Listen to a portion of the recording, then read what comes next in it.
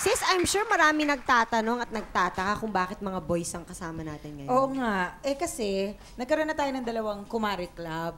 Yung mga boys, parang naghimagsik sila. Gusto nila magrevolusyon dahil, bakit daw parang wala naman tayong wala tayong kakilala bang lalaki? Wala ba tayong mga kumpare? Wala bang opinyon ng mga lalaki? Oo, kaya nag-request sila kung pwede daw, Kumpare Club naman. So ito na, ibinuo na natin ang Kumpare Club. Ito ang ating first Kumpare Club. Yay! Let's toast! Welcome mga kumpare!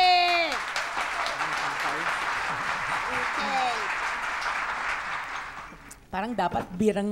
Iniinom natin. Hindi kaya dapat beer ang aga, sis. Huwag ganun. Hindi, nasabi ko tayo lang. bad influence. Oo, nasabi ko lang. Naitanong ko lang naman. Oo, tama, oo. So, Okay. curious kami.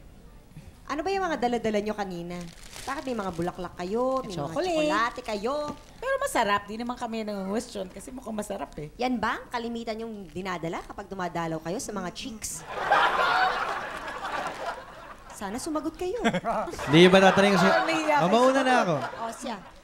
Kasi tinawagan ako at tinanong, Call. Sir, kasi ano bang dinadala nyo sa misis nyo no, nang liligaw pa Noon lang nanliligaw kayo ka pa lang. Sabi ko, chocolate, saka flowers. Dadala ka ba ng Dadala ka ba chocolate? talaga ng gano'n? Tapos nawala yung mic ko. Wala.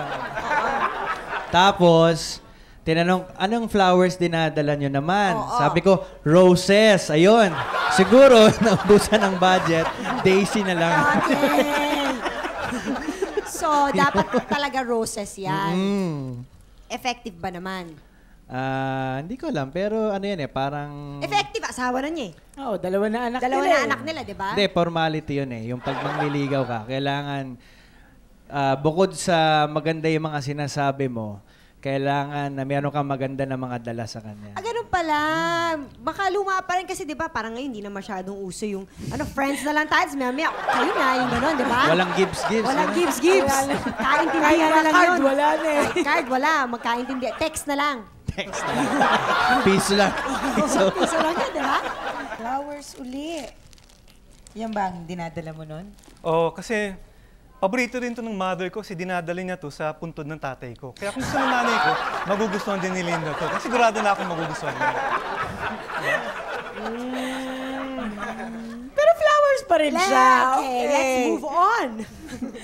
Siyempre, may pulutan kayo. Kayo ba ipinagluluto ni Mrs. O kayo na mismo nagluluto? Meron bang ganon?